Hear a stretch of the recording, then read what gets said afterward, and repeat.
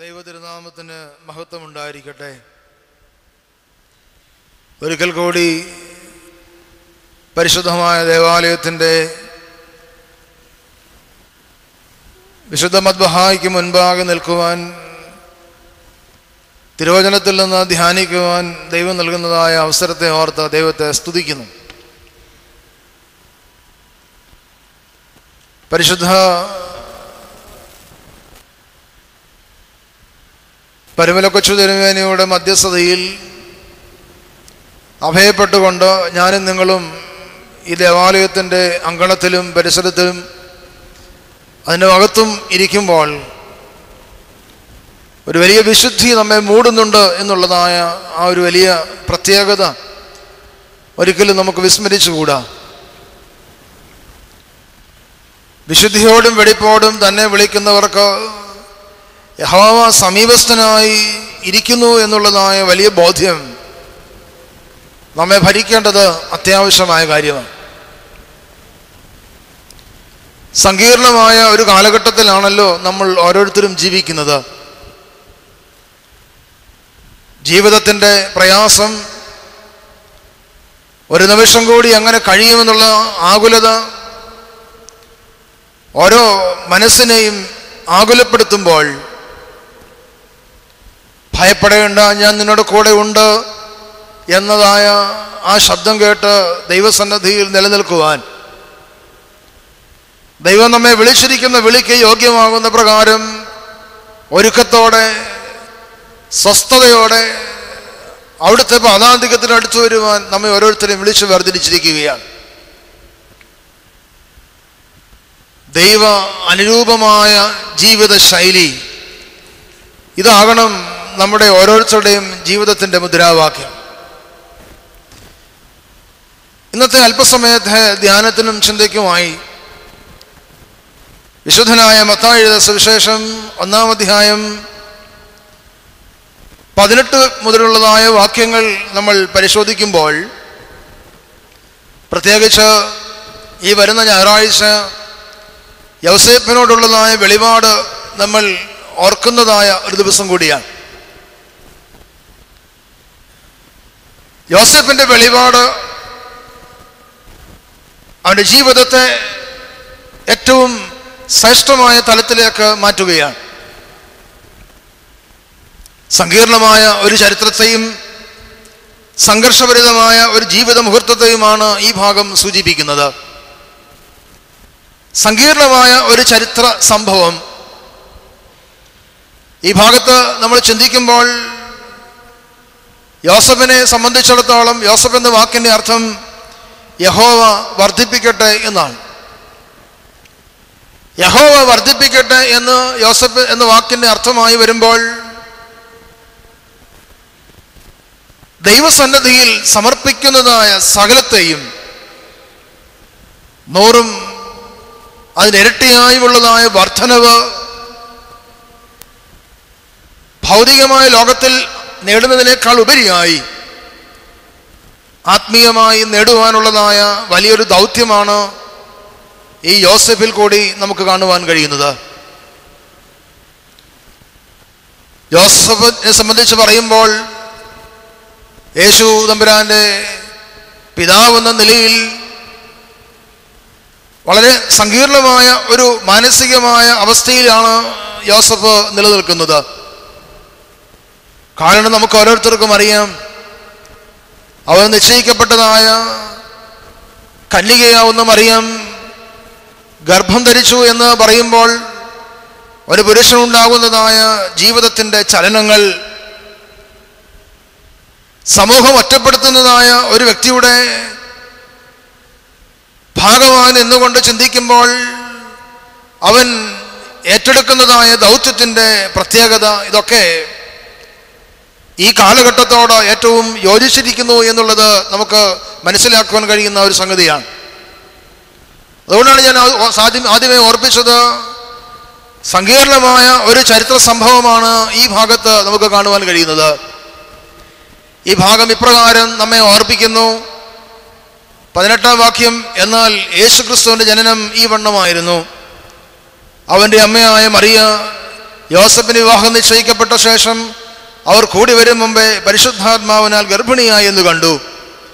അവളുടെ ഭർത്താവായ യോസേഫ് നീതിമാനാകൊണ്ടും അവൾക്ക് ലോകാപവാദം വരുത്തുവാൻ അവന് മനസ്സിലായതുകൊണ്ടും അവളെ ഗൂഢമായി ഉപേക്ഷിക്കുവാൻ ഭാവിച്ചു.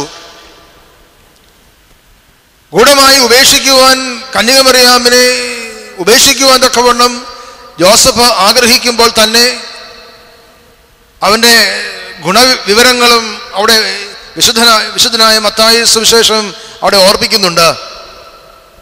അവൻ വിവേകമുള്ളവനായിരുന്നു, അവൻ നീതിമാനായിരുന്നു. ഈ ഭാഗമൊക്കെയും നമ്മൾ ചിന്തിക്കുകയും ധ്യാനിക്കുകയും ചെയ്യുന്ന സന്ദർഭത്തിൽ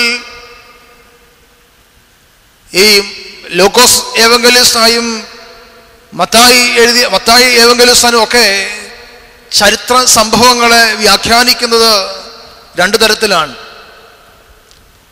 ഓരോരുത്തരുടെയും കുടുംബ ബന്ധങ്ങൾ കാണിക്കുന്നതിന് അവരുടെ വംശാവലി സൂക്ഷിച്ചു വെച്ചിട്ടുണ്ട്. നമുക്കറിയാം, നമുക്കും ഈ കുടുംബ പാരമ്പര്യങ്ങളൊക്കെ വളരെ ശ്രേഷ്ഠമാണ്. കുടുംബ പാരമ്പര്യങ്ങൾ നമുക്കും വളരെ ശ്രേഷ്ഠമായി നമ്മൾ കാണുന്ന കൂട്ടരാണ്. അതുപോലെ തന്നെ യഹൂദരെ സംബന്ധിച്ചിടത്തോളം കുടുംബ ബന്ധങ്ങൾക്ക്, ചരിത്രങ്ങൾക്ക്, പാരമ്പര്യങ്ങൾക്ക് പ്രാധാന്യം നൽകിക്കൊണ്ട് വിശുദ്ധനായ മത്തായിയും വിശുദ്ധനായ ലൂക്കോസ് എവൻഗലിസ്തോനും വിവരിക്കുന്നത് രണ്ടു തരത്തിൽ തന്നെയാണ്.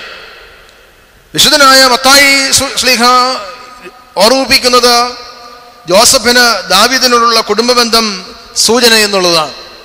ദാവീദ് മുതൽ താഴേക്ക് 14 ഗോത്രങ്ങൾ, അതിന് 2 വശമായി, 2 വംശങ്ങളായി, 14 ഗുണം 2 ഏകദേശം 48 തലമുറകളെ വിവരിച്ചു കൊടുക്കുന്നതായ ചില സംഗതികൾ. ഈ ഭാഗം ജോസഫിന്റെ താവഴിയാണ് സൂചിപ്പിക്കുന്നത്. എന്നാൽ അതിലും വ്യത്യസ്തമായി ലൂക്കോസ് എവൻഗലിസ്റ്റ് എഴുതുമ്പോൾ വിശുദ്ധ കന്യകമറിയാമിന്റെ താവഴിയെ തമ്മിൽ സൂചിപ്പിക്കുന്നതായ അവസ്ഥയാണ് ലൂക്കോസ് എന്ന ചരിത്രകാരൻ അവിടെ രേഖപ്പെടുത്തുന്നത്. ഈ 2 ഭാഗവും തമ്മിൽ ഒന്ന് പഠിക്കുമ്പോൾ നമുക്ക് ലഭിക്കുന്നതായ എൻ്റെ തുക, രണ്ടുപേരും ദൈവസന്നിധിയിൽ നീതിബോധമുള്ളവരായിരുന്നു. പ്രത്യേകിച്ച് ഇന്ന് നമ്മൾ ചിന്തിക്കുന്നതായ വിശുദ്ധനായ യോസഫ് ദൈവസന്നിധിയിൽ നീതിബോധമുള്ളവനായി മാറി എന്നുള്ളതാണ്. ഒരു പുരുഷനെ സംബന്ധിച്ചിടത്തോളം വളരെ ആന്തരികമായ വേദന അനുഭവിച്ചതായ ഒരു പുരുഷൻ,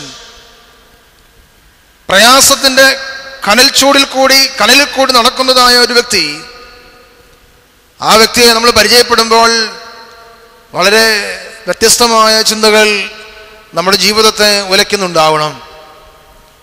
യോസഫിന്റെ തൊഴിലെന്തായിരുന്നു? നമുക്കറിയാം, അവൻ തച്ചനായിരുന്നു. അവന്റെ ചില ഗുണഗണങ്ങൾ വിശുദ്ധ വേദപുസ്തകത്തിൽ തന്നെ ഓർപ്പിക്കുന്നത്, ഒന്നാമത് അവൻ നീതിമാനായിരുന്നു, രണ്ടാമത് അവന് സന്മനസ്സുണ്ടായിരുന്നു, വിശാലമായൊരു ഹൃദയം അവൻ്റെ ജീവിതത്തിലുണ്ടായിരുന്നു. ദൈവവചനം, ദൈവത്തിൻ്റെ അരുളപ്പാടുകളെ അനുസരിക്കുവാൻ തക്കവണ്ണം ഈ ജോസഫിന് സാധ്യമായി തീർന്നു എന്നുള്ളത് വളരെ ശ്രേഷ്ഠമായി അവിടെ ഓർപ്പിക്കുന്നുണ്ട്. ഒരു വശത്ത് അന്തക്ഷോഭത്തിൻ്റെ കൊടുങ്കാറ്റ് യോസഫ് എന്ന മനുഷ്യന്റെ ജീവിതത്തിൽ നമ്മളൊന്ന് ചിന്തിക്കുമ്പോൾ, മനസ്സിന്റെ കൊടുങ്കാറ്റ് അലയ്ക്കാത്തതായ ഒരു നിലയ്ക്കാത്തതായ ഒരു കാറ്റുപോലെ കിടന്നുകൊണ്ട് അവനെ അലയടിക്കുകയാണ്. മറുവശത്ത് നിരപരാധിത്വത്തിൻ്റെ ഒരു മാനസികമായ അവസ്ഥയിൽ വിശുദ്ധ കന്യകമറിയാം. ഇത് രണ്ടുപേരും എങ്ങനെയാണ് യോജിക്കുന്നത്? അന്തക്ഷോഭത്തിന്റെ കൊടുങ്കാറ്റൊരു വശത്ത്, നിരപരാധിത്വത്തിന്റെ മാനസികമായ അവസ്ഥ വിശുദ്ധ കന്യകമറിയാമിൽ. ഇത് 2 വ്യക്തിത്വങ്ങളും ദൈവസന്നിധിയിൽ ഏറ്റവും ശ്രേഷ്ഠരായി മാറി എന്നുള്ളതാണ് നമുക്ക് വിശുദ്ധ ഗ്രന്ഥം പഠിക്കുമ്പോഴും ധ്യാനിക്കുമ്പോഴും നമുക്ക് കാണുവാൻ തക്കവണ്ണം കഴിയുന്നത്. നിരപരാധിത്വത്തിന്റെ ലാളിത്യം ഒരു വശത്ത് ഇങ്ങനെ നിഴലിക്കുകയാണ്. മനസ്സ് ആത്മപരിശോധനയുടെ നിശബ്ദതയിലേക്ക് അവരെ കൊണ്ടുവരികയാണ്. രണ്ടുപേരും നിശബ്ദരായിരിക്കുകയാണ്. ദൈവത്തിന്റെ ദൂതൻ യോസഫിനോട് പറയുകയാണ്, അവൾ ഗർഭം ധരിച്ചു, അവൾ ഗർഭം ധരിച്ചിരിക്കുകയാണ്. ലോകാപവാദം ഇരുവരുടെയും ജീവിതത്തിൻ്റെ വ്യക്തിത്വങ്ങളെ ബാധിക്കുന്നതാണ്.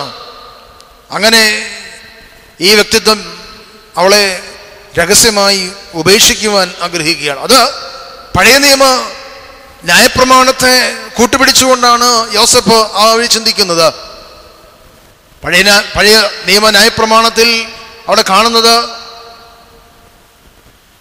വ്യഭിചാരക്കുറ്റം കൊണ്ടല്ലാതെ സ്വഭാര്യയെ ഉപേക്ഷിക്കുന്നവൻ ചെയ്യുന്നത് വ്യഭിചാരമാണ് എന്നുള്ളത് ചിന്തിച്ചുകൊണ്ട് അവളെ രഹസ്യമായി ഉപേക്ഷിക്കുവാൻ ഈ യോസഫ് ഒരുങ്ങുകയാണ്. എന്നാൽ തുടർന്നുള്ള വാക്യത്തിൽ നമുക്ക് കാണുവാൻ കഴിയുന്നത്, ഇങ്ങനെ നിലച്ചിരിക്കുമ്പോൾ കർത്താവിൻ്റെ ദൂതൻ അവനെ സ്വപ്നത്തിൽ പ്രത്യക്ഷനായി, ദാവീദിന്റെ മകനായ യോസഫേ, നിന്റെ ഭാര്യയായ മറിയയെ ചേർത്ത് കൊള്ളുവാൻ ശങ്കിക്കേണ്ട. അവൾ ഉൽപ്പാദിതമായത് പരിശുദ്ധാത്മാവിനാലാകുന്നു. അവൾ ഒരു മകനെ പ്രസവിക്കും. അവൻ തൻ്റെ ജനത്തെ അവരുടെ പാപങ്ങളിൽ നിന്ന് രക്ഷിപ്പാനിരിക്കുകൊണ്ട് നീ അവന് യേശു എന്ന് പേരിടണം എന്ന് പറഞ്ഞു. ഒരു വലിയ മനസ്സിന് ഒരുക്കം. ഞാൻ പറഞ്ഞുവല്ലോ, നിശബ്ദനായി നിന്നുകൊണ്ട് ദൈവത്തിൻ്റെ വചനത്തെ ഉൾക്കൊള്ളുവാൻ പാകപ്പെടുത്തിയതായ ഒരു ജീവിതമായിരുന്നു യോസഫിൻ്റേത്.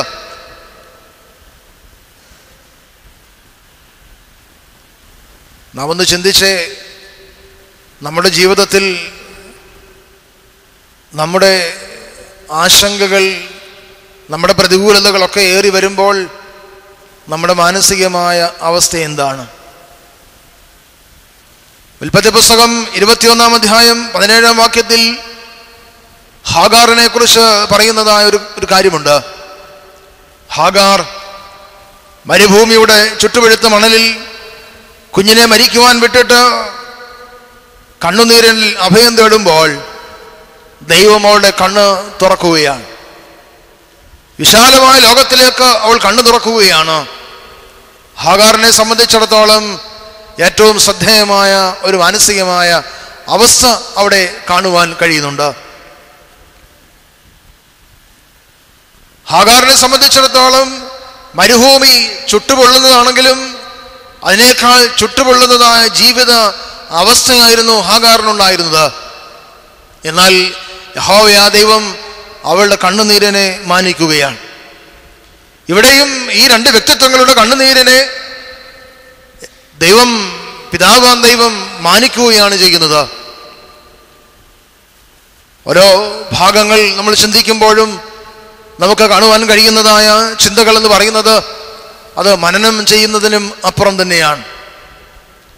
വിഭജനം എന്ന് പറയുന്നത് മരണം കൊണ്ടുവരുമ്പോൾ സമർപ്പണം രക്ഷയെ പ്രദാനം ചെയ്യുകയാണ്.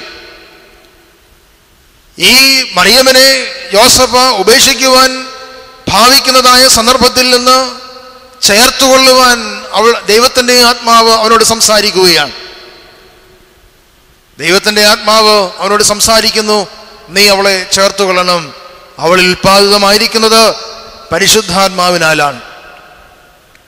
പലപ്പോഴും നമ്മുടെ കുടുംബ ബന്ധങ്ങൾ നാം പരിശോധിക്കുമ്പോൾ സങ്കീർണമാണ്. ആധുനിക ലോകത്തിൽ സങ്കീർണമായ കുടുംബ ബന്ധങ്ങളെ നമുക്ക് കാണുവാൻ കഴിയുന്നുണ്ട്. എന്നാൽ വളരെ ചുരുക്കമായി ആഴമായ ആധ്യാത്മികയിൽ വളരുന്നതായ കുടുംബങ്ങൾക്ക് ഒരു കുഴപ്പവും സംഭവിക്കാതെ ഇന്നും പച്ചപിടിച്ചു നിൽക്കുകയാണ്. ഇവിടെയാണ് ഈ ഭാഗം നമ്മൾ സൂചിപ്പിക്കുന്നത്. വിഭജനം, രണ്ടും രണ്ടായിട്ട് മാറ്റുന്നതായ ഒരനുഭവം, അവളെ ഉപേക്ഷിക്കാനുള്ളതായ വ്യഗ്രത യോസഫിന് ആദ്യമായി ഉണ്ടായിരുന്നു. എന്നാൽ ആ ഉപേക്ഷിക്കുവാനുള്ളതായ ആഗ്രഹം മാറ്റിവെച്ചിട്ട് ദൈവത്തിൻ്റെ വചനങ്ങളെ സ്വീകരിച്ചുകൊണ്ട് അവളെ ചേർത്തുകൊള്ളുവാൻ അവൻ വെമ്പൽ കൊള്ളുമ്പോൾ സമർപ്പിതമായ ഹൃദയങ്ങൾക്ക് അവിടെ ആഴം കൂടുകയാണ്. അതുകൊണ്ടാണ് പറഞ്ഞത്, വിഭജനം, മരണം കൊണ്ടുവരുമ്പോൾ സമർപ്പണം രക്ഷയെ പ്രദാനം ചെയ്യുന്നു എന്ന് പറഞ്ഞത്. വീണ്ടും ഈ ഭാഗത്തെ സംബന്ധിച്ച് ചിന്തിക്കുമ്പോൾ പിതാക്കന്മാർ നമ്മെ പഠിപ്പിക്കുന്നത് ഇത്തരം സമർപ്പണ മനസ്സുകളാണ് സമൂഹത്തിൻ്റെ ഉപ്പായി തീരുന്നത്. ഇത്തരം സമർപ്പണ മനസ്സുകളാണ് സമൂഹത്തിൻ്റെ ഉപ്പായി തീരുന്നത്. ഉപ്പുകാരമില്ലാതെ വന്നാൽ എന്തെന്നുകൊണ്ട് രസം വരുത്തുവാൻ സാധിക്കും? ഞാനും നിങ്ങളും സമൂഹത്തിൻ്റെ ഉപ്പായി മാറണം. എങ്ങനെയാണ് ഞാനും നിങ്ങളും സമൂഹത്തിൻ്റെ ഉപ്പായി മാറേണ്ടത്? ഈ സമൂഹത്തിൻ്റെ ഓരോ നിലയിലും വിലയിലും നാം ചിന്തിക്കുമ്പോൾ ഈ ഉപ്പ് ഈ ഭൂമിയോട് ചേർന്ന് ലവണമായി അനുഗ്രഹകരമായി തീരുവാനുള്ളതായ വലിയൊരു ഉത്തരവാദിത്വം ഈ ഭാഗം നമ്മെ സൂചിപ്പിക്കുകയാണ്. സമർപ്പണം എപ്പോഴും വിശ്വസ്തതയെ കൂട്ടുപിടിക്കുകയാണ്. ഈ സമർപ്പണം വിശ്വസ്തതയെ കൂട്ടുപിടിക്കുകയാണ്. എന്താണ് വിശ്വസ്തത? കഴിഞ്ഞ ഞായറാഴ്ച നമ്മൾ വായിച്ചല്ലോ, നീതിയും സമാധാനവും തമ്മിൽ ചുംബിച്ചിരിക്കുകയാണ്, അല്ലേ? നീതിയും സമാധാനവും തമ്മിൽ ചുംബിച്ചിരിക്കുന്ന അവസ്ഥ. ആരാണ് നീതി? ആരാണ് സമാധാനം? പഴയ നിയമ കാലഘട്ടത്തിലെ എലിസബത്തും പുതിയ നിയമ കാലഘട്ടത്തിലെ വിശുദ്ധ കന്യകമറിയാമും ഉയർന്നതായ തലത്തിൽ അവിടെ ചെല്ലുമ്പോൾ ഇവർ തമ്മിൽ ഒന്നിച്ചു ചേരുകയാണ്. പഴയതും പുതിയതും തമ്മിലുള്ളതായ ഒരു കൂടിച്ചേരൽ. ഈ കൂടിച്ചേരലിന്റെ അനുഭവത്തിൽ ഇന്ന് അഭിവന്ദ്യനായ തിരുമേനി പ്രസംഗിച്ചതുപോലെ രണ്ടുപേരുടെയും ഉദരത്തിൽ കിടക്കുന്നതായ പ്രജകൾ, പ്രത്യേകിച്ച് സൃഷ്ടാവിൻ്റെ സന്നിധിയിൽ സൃഷ്ടി ചെല്ലുമ്പോൾ, യേശുവിൻ്റെ സന്നിധിയിൽ യോഹന്നാൻ എന്നതായ സൃഷ്ടി ചെല്ലുമ്പോൾ യോഹന്നാൻ അവിടെ തുള്ളിച്ചാടുകയാണ്. എൻ്റെ ദൈവം എൻ്റെ അടുക്കൽ വന്നിരിക്കുന്നു, എൻ്റെ ദൈവം എൻ്റെ കൂടെ ഉണ്ട്. സൃഷ്ടാവിനെ കണ്ടുകൊണ്ട് സൃഷ്ടി അവിടെ മനസ്സുകൊണ്ട് ആഹ്ലാദിക്കുകയാണ്. അവിടെയാണ് നമുക്ക് കാണുവാൻ കഴിയുന്നത് നീതിയും സമാധാനവും തമ്മിൽ ചുംബിച്ചിരിക്കുന്നതായ ആ ശ്രേഷ്ഠമായ തലം. ഇവിടെയാണ് വിശ്വസ്തതയെ പ്രദാനം ചെയ്യുന്നത്. ഇന്ന് വിശ്വസ്തതയില്ലാത്തതായ മനുഷ്യനായി, ഭർത്താവായി, ഭാര്യയായി, മക്കളായി ജീവിക്കുമ്പോൾ കാലഘട്ടം സങ്കീർണമായി പോവുകയാണ്, കാലം സങ്കീർണമായി തീരുകയാണ്. എവിടെയാണ് ഇതിൻ്റെ കുഴപ്പം?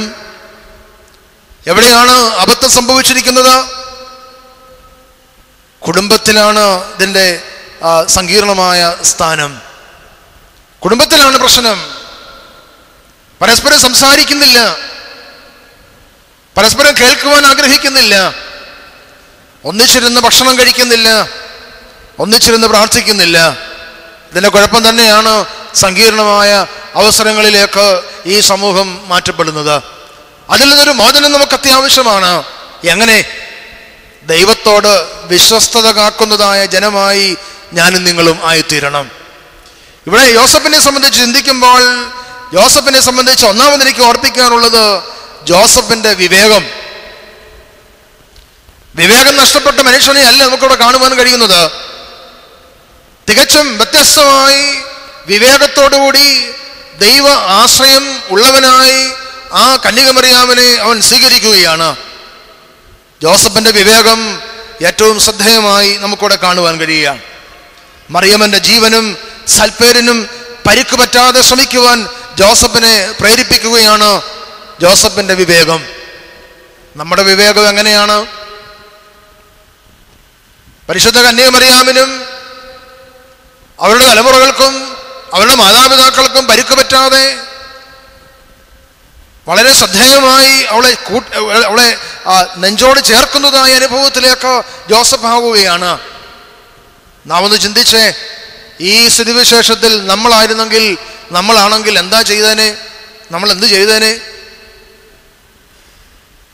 ഉപേക്ഷണപത്രം കൊടുത്ത് പിരിച്ചുവിടുവാൻ മോശ കൽപ്പിച്ചിട്ടുണ്ട് എന്നുള്ളതായ പഴയ നയപ്രമാണത്തിലേക്ക് പലപ്പോഴും നമ്മൾ പോകുമായിരുന്നു. ഇന്ന് അതിൻ്റെ ചുവട് പിടിച്ച് ഓരോരുത്തരും ഇങ്ങനെ നടക്കുകയാണ്. സാധാരണ പറയും, ഇന്ന് കെട്ടും നാളെ പൊട്ടും. ഇതാണ് കുടുംബ ബന്ധത്തിൻ്റെ അവസ്ഥ. അക്ഷരീയമായി നാം ചിന്തിക്കുമ്പോൾ കുടുംബം എന്ന് പറയുന്നത് കൂടുമ്പോൾ ഇമ്പമുള്ളതാകണം. ജോസഫിനെ സംബന്ധിച്ചിടത്തോളം മറിയമ്മിന്റെ ജീവനും സൽപ്പേരിനും പരിക്കുപറ്റാതെ ശ്രദ്ധിക്കുവാൻ ജോസഫിന് സാധിച്ചു. ഇങ്ങനെയുള്ള വിവേകം ഇന്ന് ഉണ്ടാകുമെങ്കിൽ എത്ര പ്രശ്നങ്ങൾക്ക് പരിഹാരമുണ്ടായേനെ. ജോസഫിനെ പോലെയുള്ളതായ വിവേകമതികളായ ആളുകൾ ഇന്ന് ലോകത്തിലുണ്ടായിരുന്നെങ്കിൽ എന്തെല്ലാം പ്രശ്നങ്ങൾക്ക് പരിഹാരമുണ്ടായേനെ. അതുകൊണ്ട് ചിന്തിക്കുക, ജോസഫിനെ പോലെ വിവേകമുള്ളവരായി തീരുവാൻ നമുക്കിടയാകേണ്ടത് അത്യാവശ്യമായ കാര്യമാണ്. യേശുദമ്പുരാൻ തൻ്റെ പരിശുശ്രൂഷയുടെ കാലഘട്ടത്തിൽ തൻ്റെ ശ്ലീഹന്മാരെ അയക്കുന്നുണ്ട്. നിങ്ങൾ പ്രാവിനെ പോലെ എങ്ങനെയുള്ളവരാകണം? വിവേകമുള്ളവരാകണം, അല്ലേ? പാമ്പിനെ പോലെ ബുദ്ധിയുള്ളവരാകണം.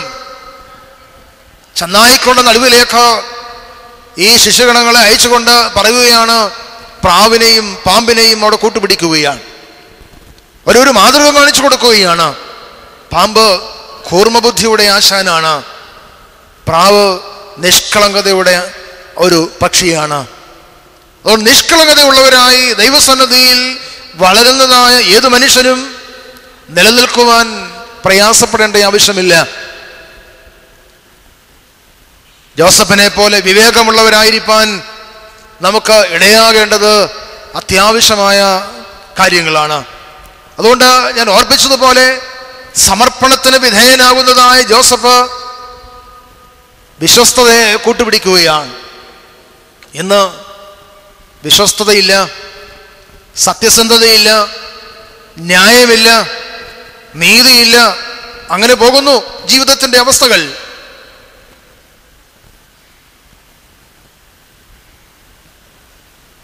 ഓർപ്പിച്ചുവല്ലോ,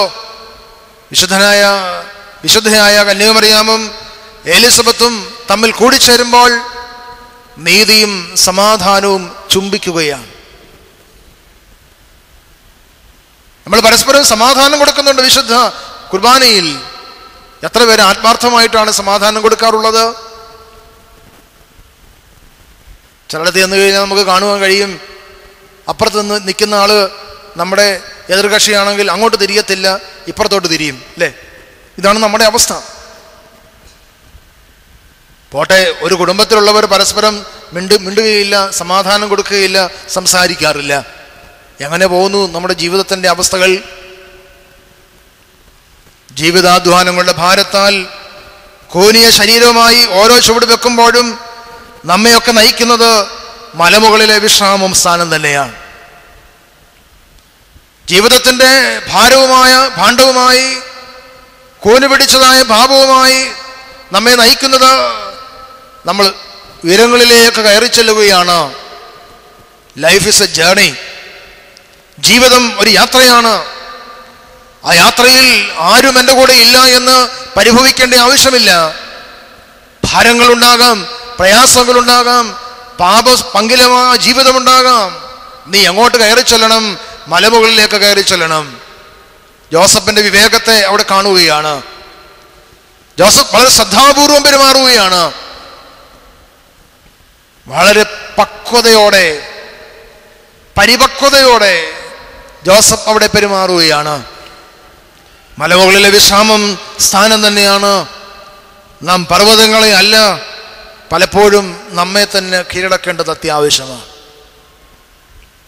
നമ്മൾ പലപ്പോഴും ഇങ്ങനെ യാത്ര ചെയ്യാറുണ്ട്, പുണ്യസ്ഥലങ്ങൾ സന്ദർശിക്കാറുണ്ട്, നോമ്പ് നോക്കി പോകാറുണ്ട്, വരാറുണ്ട്. പക്ഷേ എന്നിലുള്ള ഈഗോയെ കീഴടക്കാൻ തക്കവണ്ണം സാധിക്കുന്നില്ലെങ്കിൽ നമുക്ക് ഈ പർവ്വതങ്ങളുടെ മുകളിൽ ചെന്ന് അവിടെ ഇരിക്കുന്നതായ ദൈവ സാന്നിധ്യത്തെ മനസ്സിലാക്കുവാൻ കഴിയുകയില്ല. ജോസഫ് അങ്ങനെയുള്ള മനുഷ്യനായിരുന്നു. തന്നെ വെറുമയാക്കുകയാണ്. വിവേകത്തോടുകൂടി പ്രവർത്തിക്കുവാൻ തക്കവണ്ണം അവനെ പ്രാപ്തനാക്കുന്നത് ദൈവത്തിൻ്റെ സാന്നിധ്യമാണ്, നിറസാന്നിധ്യമാണ്. അവിടെ ജോസഫിനുണ്ടാകുന്ന ഒരു മാനസികമായ അവസ്ഥയുണ്ട്. ഞാനെത്ര നിസ്സാരനാണ്. ദൈവസന്നിധിയിൽ ഞാൻ നിങ്ങൾ ഇരിക്കുമ്പോൾ നാം ഓർക്കണം, ദൈവമേ, നിന്റെ സന്നിധിയിൽ ഞാനെത്ര നിസ്സാരനാണ്. അതുകൊണ്ടാണ് പിതാക്കന്മാർ ഓർപ്പിക്കുന്നത്. പലപ്പോഴും പരമലയിലെ ധ്യാനത്തിന് ഞാൻ ഓർപ്പിച്ചിട്ടുള്ള കാര്യമാണ്, നീ പരിശുദ്ധനാണെങ്കിൽ ഞാൻ ആരാണ്? ഞാൻ അശുദ്ധനാണ്. നീ ബലമുള്ളവനാണെങ്കിൽ ഞാൻ ആരാണ്? ബലഹീനനാണ്. നീ മരണമില്ലാത്തവനാണെങ്കിൽ ഞാൻ ആരാണ്? ഞാൻ മരണമുള്ളവനാണ്. ഇത് ജീവിതത്തിന്റെ ആന്തരികമായ ശ്രദ്ധയെ കേന്ദ്രീകരിക്കുകയാണ്. ഇവിടെ ഞാൻ ഓർപ്പിച്ചത്, നിസ്സാരനായ മനുഷ്യൻ ദൈവസന്നിധിയിൽ നിസ്സാരനായി തീരുകയാണ് ഈ ജോസഫ്. നമുക്ക് മനുഷ്യരുടെ മുമ്പിൽ നിസ്സാരനായി തീരുവാൻ സാധിക്കുമോ? എവിടെ? ഭർത്താവിൻ്റെ മുമ്പിൽ ഒന്ന് താഴുവാൻ ഭാര്യയ്ക്ക് കഴിയുന്നില്ല. ഭാര്യയുടെ മുമ്പിൽ താഴുവാൻ, ഒന്ന് തലകുലിക്കുവാൻ ഭർത്താവിന് കഴിയുന്നില്ല. പിന്നെ അങ്ങനെ ഇത് രണ്ടും ഈക്വലൈസ് ആയിട്ട് പോകും.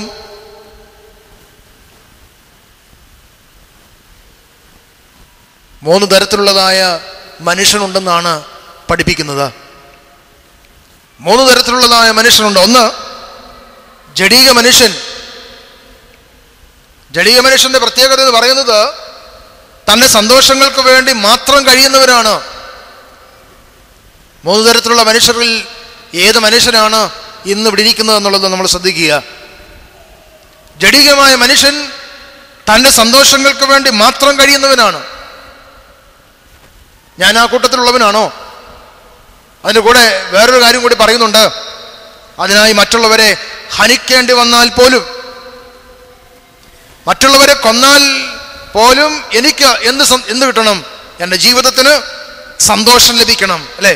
അങ്ങനെയുള്ളവരെയാണ് നമ്മൾ എന്ത് പറയുന്നത്? ജഡീക മനുഷ്യൻ എന്ന് പറയുന്നത്. ഞാൻ ജഡീക മനുഷ്യനാണോ? ഒന്ന് ചിന്തിച്ചു നോക്കുക. ഞാൻ വിവേകമുള്ളവനാണോ? ഒന്ന് ചിന്തിച്ചു നോക്കുക. രണ്ടാമത്തെ മനുഷ്യനെ സംബന്ധിച്ച് പറയുന്നത്, അവൻ സാമാന്യ മനുഷ്യനെന്നാണ്. എന്താ സാമാന്യ മനുഷ്യന്റെ പ്രത്യേകത? തന്നെയും മറ്റുള്ളവരെയും ഒരുപോലെ സന്തോഷിപ്പിക്കുന്ന മനുഷ്യൻ. തന്നെയും മറ്റുള്ളവരെയും ഒരുപോലെ സന്തോഷിപ്പിക്കുന്ന മനുഷ്യൻ സാമാന്യ മനുഷ്യൻ.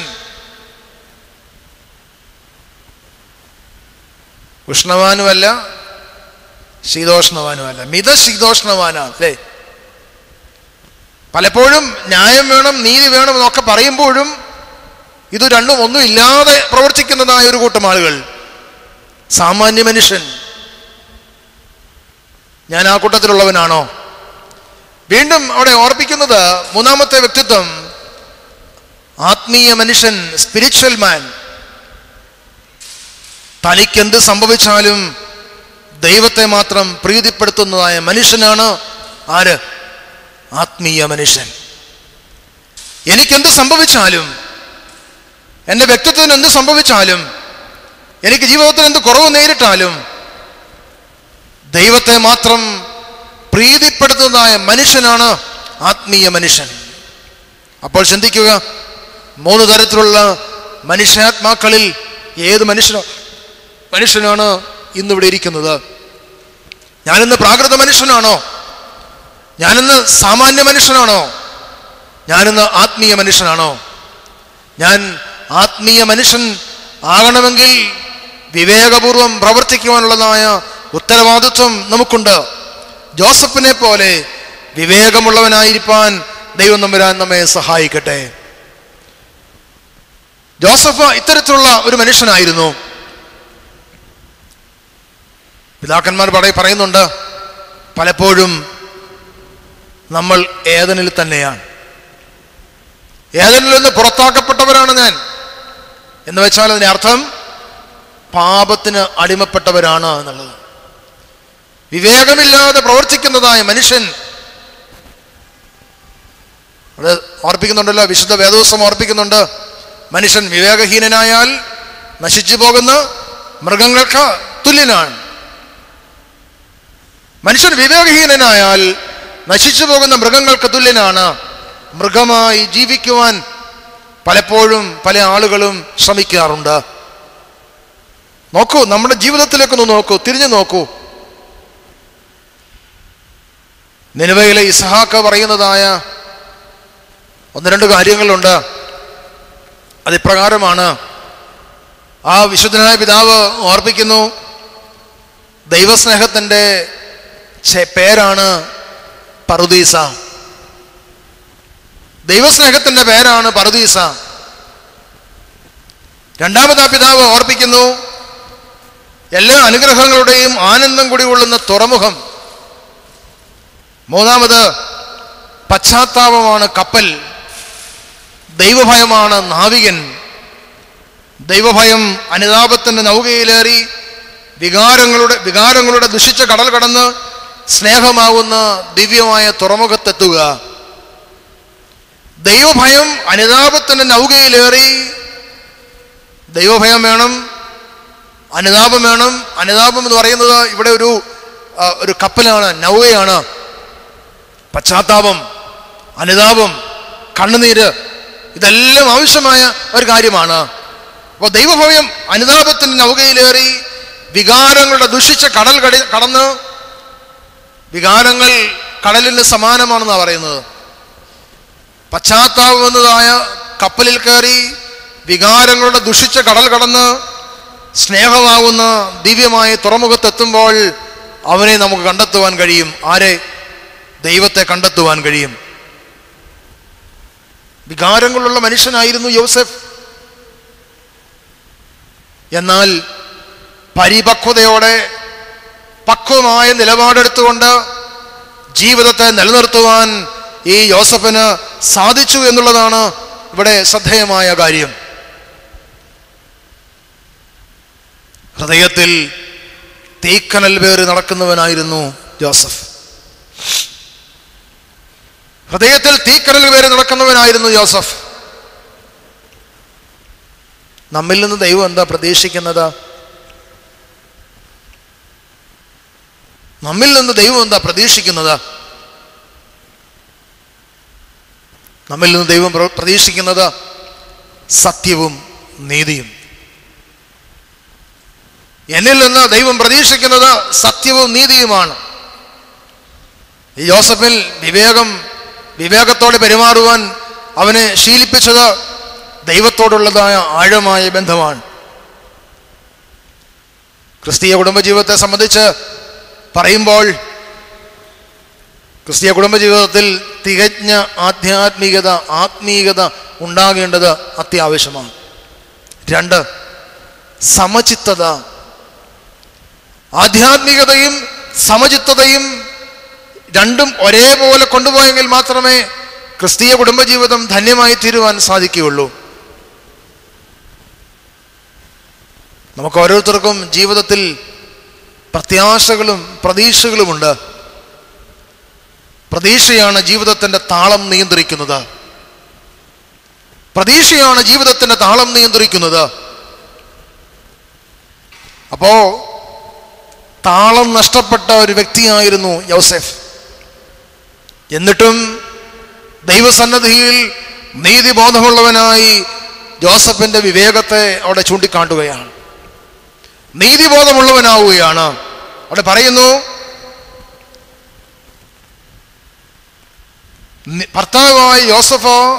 അവളുടെ ഭർത്താവായ യോസഫ് നീതിമാനാകൊണ്ടും അവൾക്ക് ലോകാപവാദം വരുത്തുവാൻ അവന് മനസ്സിലായതുകൊണ്ടും അവളെ ഗൂഢമായി ഉപേക്ഷിക്കുവാൻ ഭാവിച്ചു എന്നാണ് പറയുന്നത്. ജോസഫ് എന്ന നീതിമാൻ വലിയൊരു വൃക്ഷമാണ്. അവനിൽ കൂടി ലഭ്യമാകുന്ന ഫലങ്ങൾ ലോകത്തിന് ഏറ്റവും സത്തയേകുന്നതാണ്, അനുഗ്രഹം നൽകുന്നതാണ്. പിതാക്കന്മാർ പഠിപ്പിക്കുന്നത് ദൈവരാജ്യത്തിൻ്റെ പുതിയ ധാർമ്മികത യോസേഫ് സ്വീകരിച്ചു കഴിഞ്ഞു. ദൈവരാജ്യത്തിൻ്റെ ധാർമ്മികത യോസേഫ് സ്വീകരിച്ചു കഴിഞ്ഞു. എന്താ ധാർമ്മികത? ധർമ്മം. ചെയ്യേണ്ടത് ചെയ്യണം, പറയേണ്ടത് പറയണം. ധാർമ്മികതയാണത്. എന്നാൽ ഇന്ന് ധാർമ്മികത ലവലേശം പോലും എങ്ങുമില്ല. ധാർമ്മികതയില്ലാത്തതായ സമൂഹം വ്യക്തിത്വങ്ങൾ, ഇതൊക്കെയാണ് കാണുവാൻ കഴിയുന്നത്. ധാർമ്മികത എത്രമാത്രം ഈ യോസേഫിലുണ്ടായിരുന്നുവെന്ന് നമുക്ക് ചിന്തിച്ചുകൂടാ. ധർമ്മമുള്ള മനുഷ്യൻ, ധാർമ്മികതയുള്ള മനുഷ്യനായിരുന്നു യോസഫ്. അങ്ങനെയാണെങ്കിൽ ഞാൻ എങ്ങനെയുള്ളവനാണ്? അതുകൊണ്ടാണ് ഞാൻ നേരത്തെ പറഞ്ഞത്, മനുഷ്യൻ ബലഹീനനാണ്. പരിശുദ്ധനായ പൗലോസ് ഓർപ്പിക്കുന്നുണ്ടല്ലോ, എൻ്റെ ബലഹീനതയിൽ ദൈവം ശക്തി നൽകുന്നു. എന്നെ ശക്തനാക്കുന്നതിന് മുഖാന്തരം ഞാൻ സകലത്തിലും മതിയായവനാണ്. എന്നെ ശക്തനാക്കുന്നതിന് മുഖാന്തരം ഞാൻ സകലത്തിലും മതിയായവനാണ്. അവൻ്റെ ധാർമ്മികതയാണ്. നമ്മുടെ ധാർമ്മികത എവിടെ പോയി? കുടുംബ പശ്ചാത്തലത്തിൽ, വ്യക്തി ജീവിതത്തിൽ നമ്മുടെ കൈകൾ പലപ്പോഴും കറകൾ ഉള്ളതാണ്. നമ്മുടെ കണ്ണുകൾ പലപ്പോഴും ആവശ്യമില്ലാത്തടത്ത് നോക്കുന്നതാണ്. നമ്മുടെ കാതുകൾ പലപ്പോഴും പല കാര്യങ്ങളും കേൾക്കുന്നതാണ്. നമ്മുടെ ഹൃദയം പലപ്പോഴും നമ്മൾ കയറൂരി വിടാറുണ്ട്. എവിടെയാണ് സഞ്ചരിക്കുന്നത് പോലും നമുക്കറിയില്ല. എവിടെയാണ് ധാർമ്മികത ഉള്ളത്? ജോസഫ് എന്ന നീതിമാനിൽ ദൈവഭയം ധാരാളമായി ഉണ്ടായിരുന്നു. അവന് സത്യം, നീതി, വ്യക്തിത്വം എല്ലാം വളരെ ശ്രദ്ധേയമായി അവൻ്റെ ജീവിതത്തിൽ ഉണ്ടായിരുന്നു.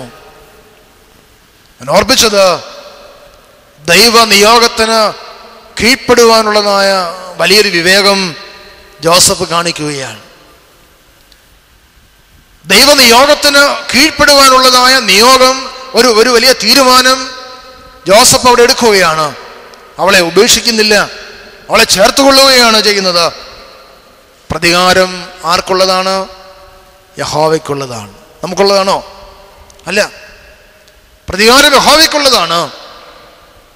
ഇവിടെ ഞാൻ ഓർപ്പിച്ചത്, ഈ മനുഷ്യൻ വികാരത്തിന് അടിമപ്പെടാതെ ദൈവികമായ അവബോധത്തിൽ നിലനിൽക്കുവാൻ അവനെ ശ്രദ്ധേയനാക്കിയത് അവൻ്റെ വിവേകം തന്നെയായിരുന്നു. ഞാൻ ആ ഭാഗം വിടട്ടെ. ജോസഫിൻ്റെ വിവേകം വളരെ ശ്രദ്ധയോടുകൂടി വേണം നമുക്ക് ധ്യാനിക്കുവാൻ. ഒരിക്കലും നിരാശപ്പെടരുത്. വിവേകത്തോടെ ദൈവം ചെയ്യുന്നത് എല്ലാം നന്മയ്ക്കായിട്ടാണ് ചിന്തിക്കുവാൻ. എല്ലാം നന്മയ്ക്കായി സ്വർഗദാതൻ ചെയ്തിടുന്നു. എല്ലാം നന്മയ്ക്കായി സ്വർഗദാതൻ ചെയ്തിടുന്നു. ഭാരങ്ങളും പ്രയാസങ്ങളും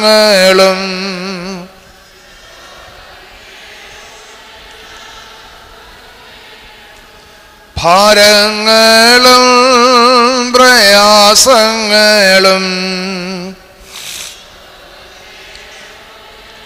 ദുഃഖങ്ങളും എൻ്റെ ദാതൻ ചിൽകിടുമ്പോൾ എന്നെ അവൻ സ്നേഹിക്കുന്നു.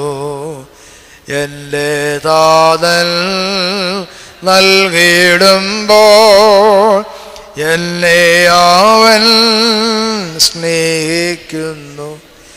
എല്ലാം നന്മയ്ക്കായി. അപ്പോൾ യോസഫിൻ്റെ വിവേകം ദൈവത്തോട് ബന്ധപ്പെട്ടുള്ളതായിരുന്നു. രണ്ടാമത് ഈ ഭാഗത്തിൽ നിന്ന് നമുക്ക് കാണുവാൻ കഴിയുന്നത് ദൈവത്തോടുള്ള യോസഫിൻ്റെ ആലോചന. ദൈവത്തോട് ജോസഫിൻ്റെ ആലോചന എപ്രകാരമായിരുന്നു? അവിടെ പറയുന്നുണ്ട്, മറിയെ ഭാര്യയായി സ്വീകരിക്കുവാൻ ശങ്കിക്കേണ്ട. അത് ജോസഫിൻ്റെ പിതാവിനോടോ സഹോദരനോടോ സഹോദരങ്ങളോടോ തൻ്റെ ചാർച്ചക്കാരോടോ ഒന്നും പോയി ചോദിച്ചില്ല. ചോദിച്ചോ? ഇല്ല. അവൻ ആരോടാ സംസാരിച്ചത്? അവൻ ദൈവത്തോട് സംസാരിച്ചു.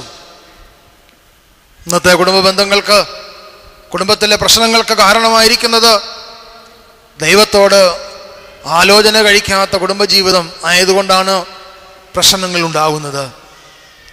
ദൈവത്തോട് ആലോചന കഴിക്കുന്നില്ല എന്നുള്ളത് നമ്മുടെ കുടുംബജീവിതത്തിൻ്റെ ഒരു പ്രത്യേകതയാണ്. യോസഫ് ദൈവത്തിനോട് എന്ത് കഴിച്ചു?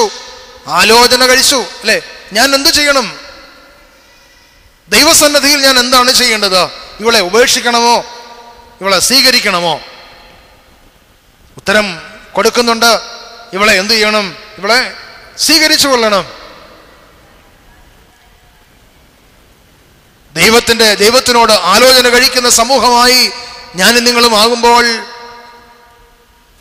ദൈവം ഏറ്റവും അരികത്തായി നിൽക്കുന്നു എന്നുള്ള തോന്നൽ നമുക്കുണ്ടാകും. ഇന്ന് പലപ്പോഴും നമുക്ക് ആലോചന കഴിക്കാനുള്ളത് ആരോടാ? മനുഷ്യനോടാണ്, അല്ലേ? മനുഷ്യനോട് ആലോചന കഴിക്കുമ്പോൾ ഉണ്ടാകുന്നതായ സങ്കീർണമായ പ്രശ്നങ്ങൾക്ക് പരിഹാരമുണ്ടാകുന്നത് ഡിവോഴ്സ് എന്നതായ നിലയിലാണ്, അല്ലേ?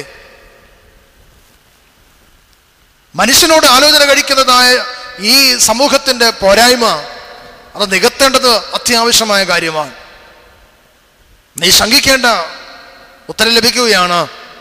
ഒന്ന്, അവിടെ പിതാക്കന്മാർ പറയുന്നത് you enter in God and dedicate your complaints, then heard voice from God. നീ ദൈവസന്നിധിയിൽ ചെല്ലുക, നിന്റെ പ്രശ്നങ്ങളെ അവിടെ സമർപ്പിക്കുക, എന്നിട്ട് നീ ശ്രദ്ധയോടെ ദൈവസന്നിധിയിൽ നിന്ന് കേൾക്കുവാൻ കാത്തിരിക്കുക. You enter in God, ദൈവസന്നിധിയിലേക്ക് നീ ചെല്ലുക, and dedicate your complaints, നിന്റെ പ്രശ്നങ്ങൾ, നിന്റെ കുറവുകൾ, നിന്റെ ജീവിതത്തിൻ്റെ സകലതും ദൈവസന്നിധിയിൽ സമർപ്പിക്കുക. Then heard voice from God, ദൈവസന്നിധിയിൽ നിന്ന് ശബ്ദത്തെ സ്വീകരിക്കുക. നീ ഭയപ്പെടേണ്ട, നീ ശങ്കിക്കേണ്ട. അവളിൽ ഉൽപ്പാദിതമായിരിക്കുന്നത് ആരിലാണ്? പരിശുദ്ധാത്മാവിനാലാണ്. പരിശുദ്ധാത്മാവിനാലാണ് അവളുടെ ജീവിതത്തിൽ ശ്രേഷ്ഠമായ ഒരു കുഞ്ഞിന് ഗർഭം നൽകിയിരിക്കുന്നത് എന്നുള്ളത് അവൾ പറയുകയാണ്. ദൈവത്തിൻ്റെ വഴികൾ വിചിത്രമാണ്. ദൈവത്തിൻ്റെ വഴികളെ നമുക്ക് കണ്ടുപിടിക്കുവാൻ സാധ്യമല്ല. ആ വഴിയിൽ കൂടി യാത്ര ചെയ്യുവാൻ നമുക്ക് ഇടയാകേണ്ടത് അത്യാവശ്യമായ ഒരു കാര്യം തന്നെയെന്ന് ഈ ഭാഗം നമ്മെ ഓർപ്പിക്കുകയാണ് ചെയ്യുന്നത്. അതുകൊണ്ട് ഈ ഭാഗം നമ്മൾ വീണ്ടും ചിന്തിപ്പിക്കുന്നത്, ദൈവത്തിന് മനസ്സിൽ വളരെ സ്ഥാനം നൽകിയതായ രണ്ട് വ്യക്തിത്വങ്ങളായിരുന്നു ഈ യോസഫും കന്യകമറിയാമും. ഇത് രണ്ടുപേരും ചെയ്തതായ ഒരു പ്രത്യേകതയുണ്ട്. വ്യവസ്ഥയില്ലാതെ ദൈവത്തിന് വിധേയപ്പെടുവാൻ ഇവർക്ക് രണ്ടുപേർക്കും സാധിച്ചു. വ്യവസ്ഥയില്ലാതെ ദൈവസന്നിധിയിൽ വിധേയപ്പെടുവാൻ പരിശുദ്ധ കന്യകമറിയാമിനും വിശുദ്ധ യോസഫിനും സാധിച്ചു എങ്കിൽ ദൈവത്തിന്റെ ശബ്ദം കേൾക്കുവാൻ അവരെ ഒരുക്കുകയാണ്. നമ്മുടെ ജീവിതത്തിൽ പല കാര്യങ്ങൾക്കും ഇന്ന് വ്യവസ്ഥകളുണ്ട്, കോൺട്രാക്റ്റ് ഉണ്ട്, ഉടമ്പടികളുണ്ട്.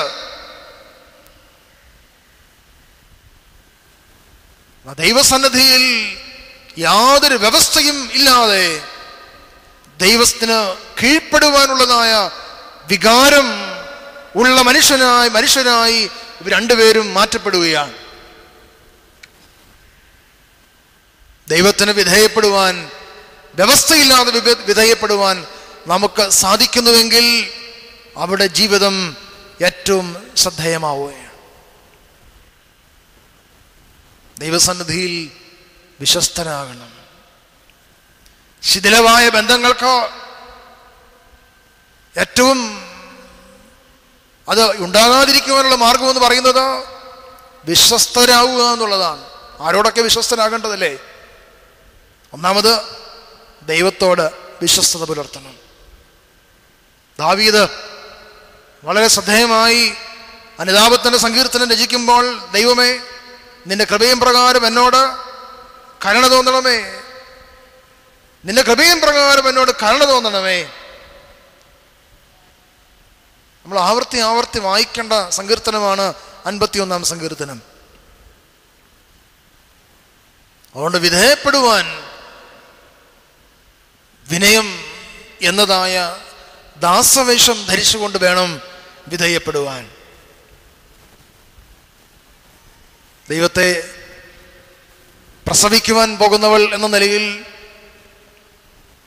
ദൈവത്തിൻ്റെ പിതാവ് അല്ലെങ്കിൽ യേശുക്രിസ്തുവിൻ്റെ പിതാവ് എന്ന നിലയിൽ ഈ രണ്ടുപേരുടെയും ജീവിതത്തിൽ പല കാര്യങ്ങളും ഒളിഞ്ഞു കിടന്നുണ്ടായിരുന്നു.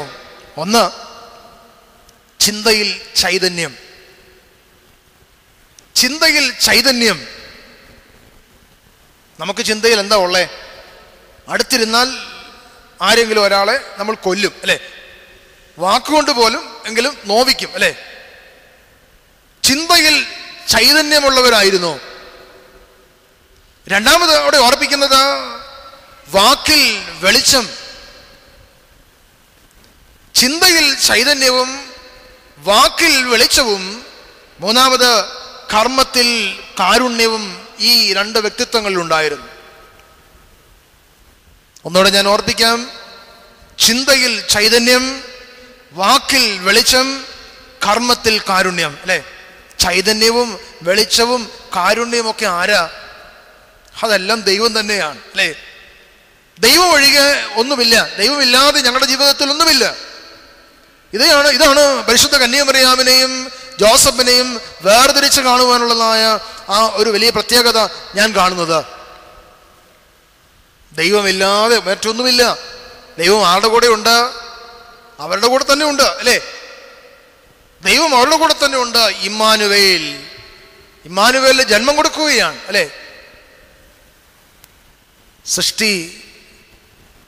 സൃഷ്ടാവ് പരിശുദ്ധ കന്യാമറിയാമിൻ്റെ ഉദരത്തിൽ വചനമായി അവതരിക്കുകയാണ്.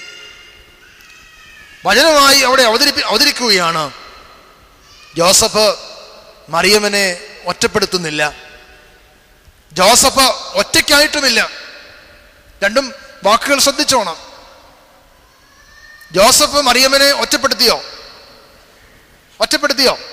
ഇല്ല. ജോസഫ് മറിയമിനെ ഒറ്റപ്പെടുത്തിയില്ല. ജോസഫ് ഒറ്റയ്ക്കായോ? അതുമില്ല, അല്ലേ? എങ്ങനെയാ ഒറ്റയ്ക്കായില്ലെന്ന് പറയുന്നത്? ആര് കൂടെ ഉണ്ടായിരുന്നു? ദൈവത്തിൻ്റെ ദൂതൻ കൂടെ ഉണ്ടായിരുന്നു. ഇന്ന് പലപ്പോഴും നമ്മൾ എങ്ങനെയുള്ളതാ? ഒറ്റയ്ക്കാ, അല്ലേ? ഇന്ന് പലപ്പോഴും നമ്മൾ ഒറ്റയ്ക്കാണ്. ദൈവമില്ലാത്ത അവസ്ഥയിലേക്ക് പലപ്പോഴും നമ്മൾ മാറിയിരിക്കുകയാണ്. അങ്ങനെ ആകരുത്. ദൈവമുള്ള ഭവനമായി, ദൈവമുള്ള വ്യക്തിത്വമായി നമ്മൾ മാറേണ്ടത് അത്യാവശ്യമാണ്. ജോസഫ് മറിയത്തെ ഒറ്റപ്പെടുത്തിയില്ല. ജോസഫ് ഒറ്റയ്ക്കുമായില്ല. ദൈവമാണ് പരസ്പര ആകർഷണ ശക്തി. പരസ്പരം ആകർഷിക്കണമെങ്കിൽ ആരുണ്ടാകണം? കൂടെ ദൈവമുണ്ടാകണം.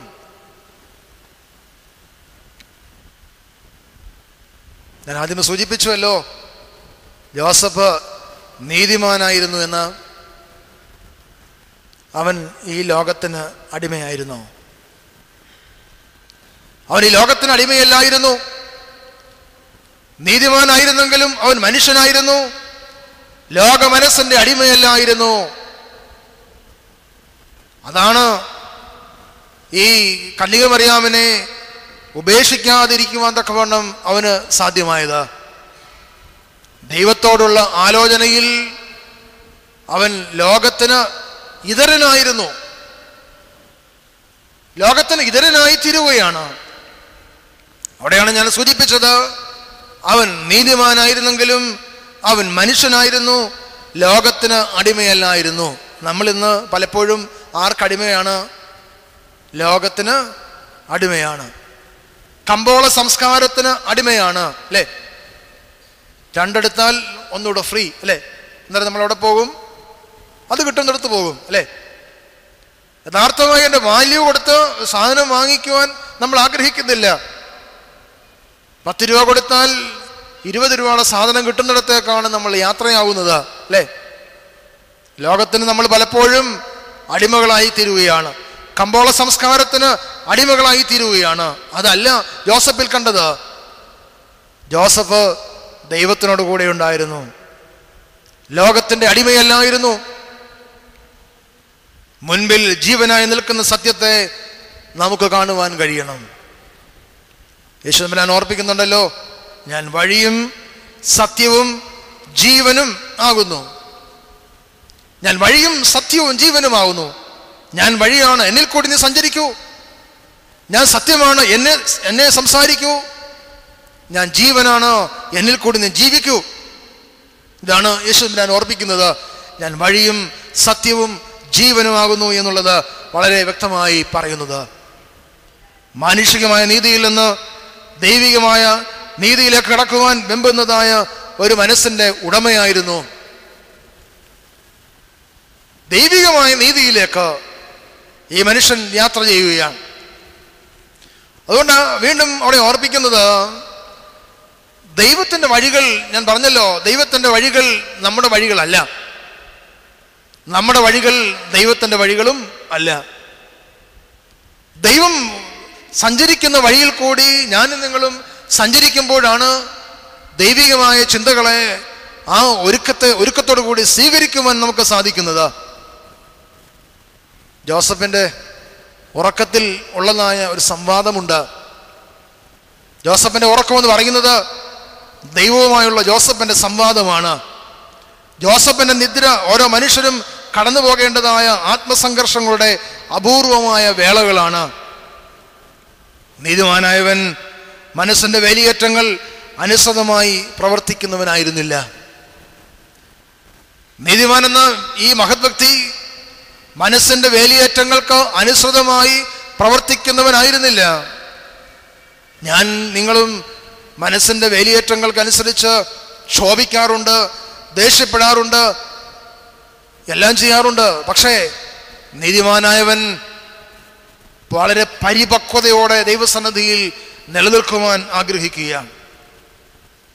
വീണ്ടും ആ ഭാഗത്തെക്കുറിച്ച് പറയുന്നത്, ഈ ജോസഫ് കലക്കം തെളിയുന്നിടം വരെ കലക്കി അല്ലെങ്കിൽ കലങ്ങിക്കിടക്കുന്നതായ ഒരു അവസ്ഥയിൽ തെളിയുന്ന സമയം വരെയും കാത്തിരിക്കാനുള്ളതായ ഒരു വിവേകം ആർക്കുണ്ടായിരുന്നു? ഇത് ആരാണ് അല്ലേ? എങ്ങനെയാണ് സംഭവിച്ചത്? ഇത് അറിയാനുള്ളതായ വലിയൊരു ബോധ്യം ആർക്കുണ്ടായിരുന്നു? യൗസേപ്പിനുണ്ടായിരുന്നു അല്ലേ? പറയുന്നത്, കലക്കം തെളിയുന്നിടം വരെ വിവേകത്തോടെ കാത്തിരിക്കാനുള്ളതായ ഒരു വലിയ ആഗ്രഹം ആർക്കുണ്ടായിരുന്നു? ജോസഫിനുണ്ടായിരുന്നു. നമ്മൾ പറയുമല്ലോ, വേവോളം ഇരിക്കാമെങ്കിൽ ആറുവോളം ഇരിക്കും അല്ലേ?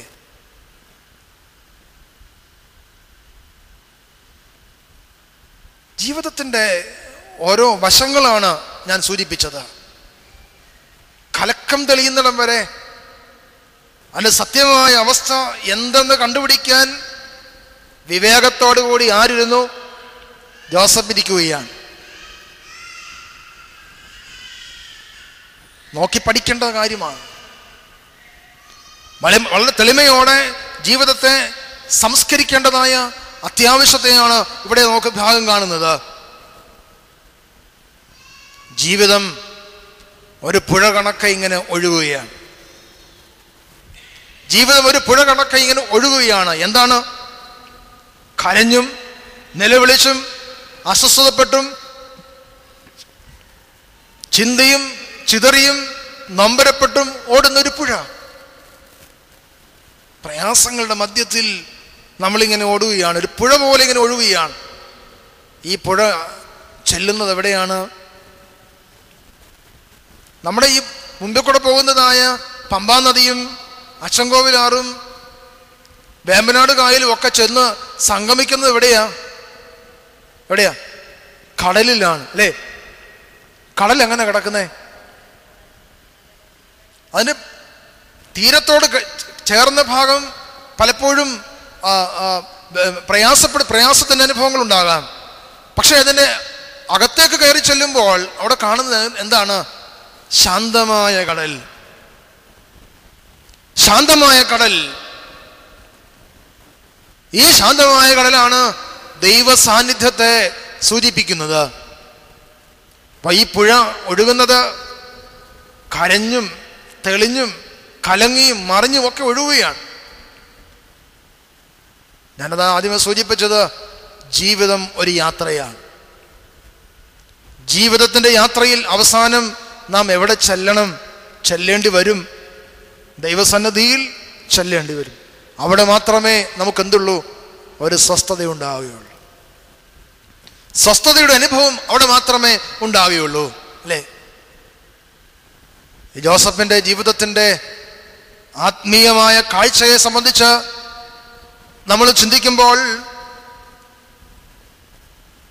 ഇയ്യോബിന്റെ പുസ്തകം 42-ാം അധ്യായം 5-ാം വാക്യത്തിൽ ഇയ്യോബ് ഓർപ്പിക്കുന്ന ഒരു ഭാഗമുണ്ട്. അങ്ങയെക്കുറിച്ച് ഞാൻ കേട്ടിട്ടേ ഉള്ളൂ, എന്നാൽ ഇപ്പോൾ എൻ്റെ കണ്ണുകൾ കൊണ്ട് അങ്ങേ കാണുന്നു. നിന്നെക്കുറിച്ച് ഞാൻ കേട്ടിട്ടേ ഉള്ളൂ. ദൈവമേ, നിന്നെക്കുറിച്ച് ഞാൻ കേട്ടിട്ടേ ഉള്ളല്ലോ. ഇന്നെനിക്ക് നിന്നെ കാണുവാൻ ഇടയാകണം.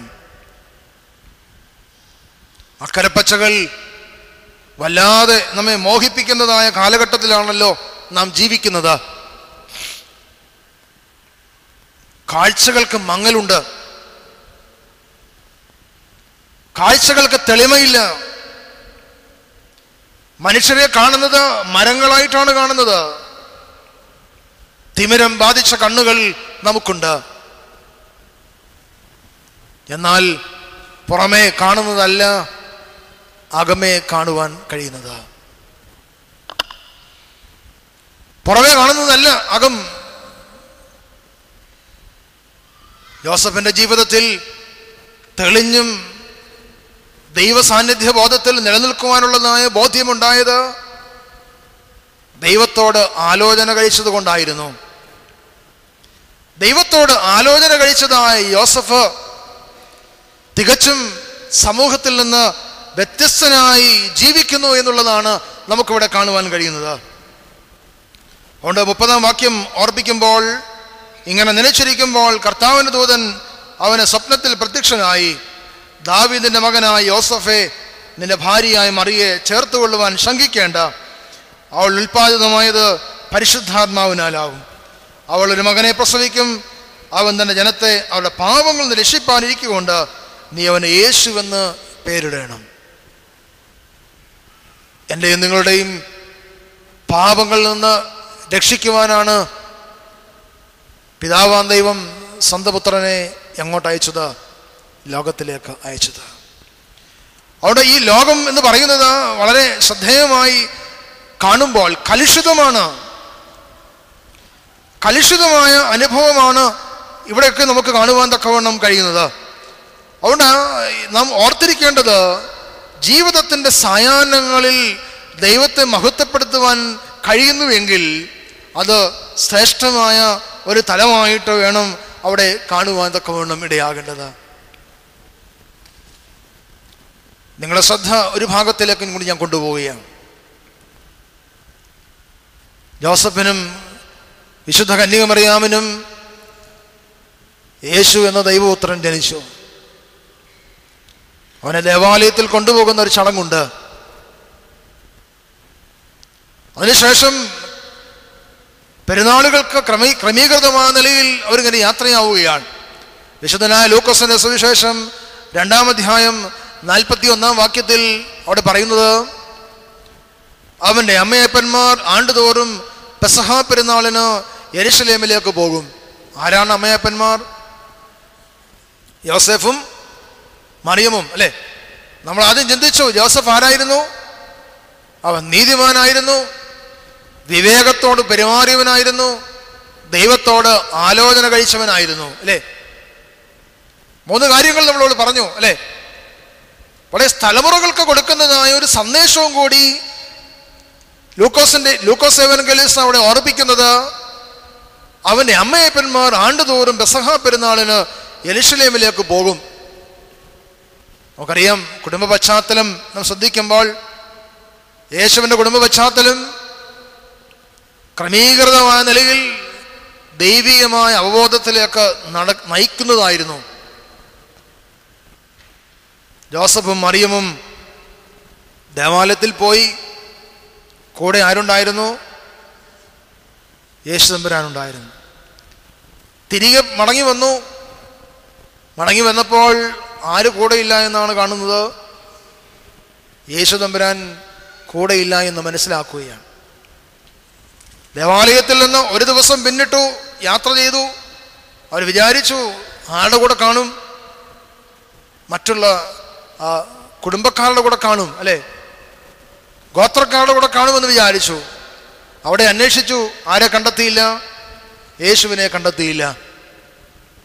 യെരുശലേമിൽ നിന്ന് ഒരു ദിവസം യാത്ര ചെയ്ത് വന്നപ്പോഴാണ് ഈ തിരിച്ചറിവുണ്ടാകുന്നത്. ആര് കൂടെയില്ല? യേശു തമ്പുരാൻ കൂടെയില്ല. വീണ്ടും അവർ മടങ്ങിപ്പോകുന്നു, അല്ലേ? മടങ്ങിച്ചെല്ലുമ്പോൾ എത്ര ദിവസം പിടിക്കും? ഒരു ദിവസം കൂടെ പിടിക്കും, അല്ലേ? 2 ദിവസം പിടിച്ചു. 3-ാമത്തെ ദിവസം അവരെവിടെ ചെല്ലുകയാണ്? യെരുശലേം ദേവാലയത്തിൽ ചെല്ലുകയാണ്. ദേവാലയത്തിൽ ചെന്നപ്പോൾ യേശു തമ്പുരാൻ എവിടെ ഇരിക്കുന്ന കണ്ടത്? വിശുദ്ധ സ്ഥലത്ത് ഇരുന്നു കൊണ്ട് അവരോട് വാദിക്കുകയാണ്. ഇതാണ് റിയാലിറ്റി, ഇതാണ് യാഥാർത്ഥ്യം. യേശു തമ്പുരാൻ കൂടെ ഇല്ലെങ്കിൽ നമുക്ക് ലക്ഷ്യത്തിലെത്തുവാൻ സാധിക്കില്ല. That is reality. യേശു തമ്പുരാൻ നമ്മുടെ കൂടെ ഇല്ലെങ്കിൽ നമുക്ക് ലക്ഷ്യത്തിലെത്തുവാൻ സാധിക്കില്ല. ഇന്ന് നാം ദേവാലയത്തിൽ നിന്ന് മടങ്ങിപ്പോവുകയാണ്. ഓരോ ജീവിതത്തിൻ്റെ ഓരോ സന്ധ്യയും മടക്കയാത്രയാണ്. മടക്കയാത്രയിൽ ക്രിസ്തു എന്നോട് കൂടെ ഉണ്ട് എന്ന് നമ്മൾ എന്ത് ചെയ്യണം? ഉറപ്പുവരുത്തിക്കൊള്ളണം. ക്രിസ്തു എൻ്റെ കൂടെ ഉണ്ട് എന്ന് ഉറപ്പുവരുത്തുവാനുള്ളതായ ബോധ്യം നമ്മെ ഭരിക്കേണ്ടത് അത്യാവശ്യമാണ്. പൗലോസ് അപ്പോസ്തലൻ ഓർപ്പിക്കുന്നുണ്ട്, നിന്റെ കൃപ മാത്രം എനിക്ക് മതി. കൃപയിൽ ജീവിക്കുവാനുള്ളതായ ബോധ്യം. ഞാൻ പറഞ്ഞല്ലോ, ക്രിസ്തുവില്ലാതെ നമുക്കൊരിക്കലും ലക്ഷ്യത്തിലെത്തുവാൻ സാധ്യമല്ല.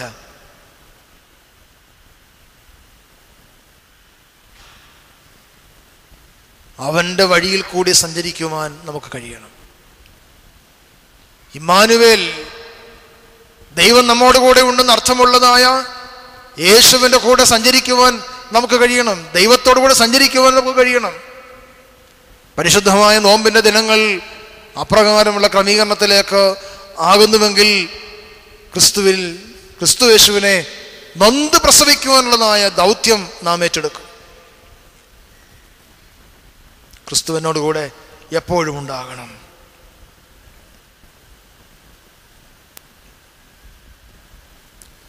ഈ ഭാഗം ഞാൻ നിർത്തുകയാണ്. ജീവിതത്തിൻ്റെ അലച്ചിലും കരച്ചിലും അലസതയിലും ഉണ്ടാകുന്നതായ പ്രയാസങ്ങൾ ദൈവത്തിൻ്റെ അൾത്താരയിൽ വിശുദ്ധ ത്രോണോസിൻ്റെ മുൻപാകെ സമർപ്പണത്തിന് വിധേയമാകേണ്ടത് അത്യാവശ്യമായ കാര്യമാണ്.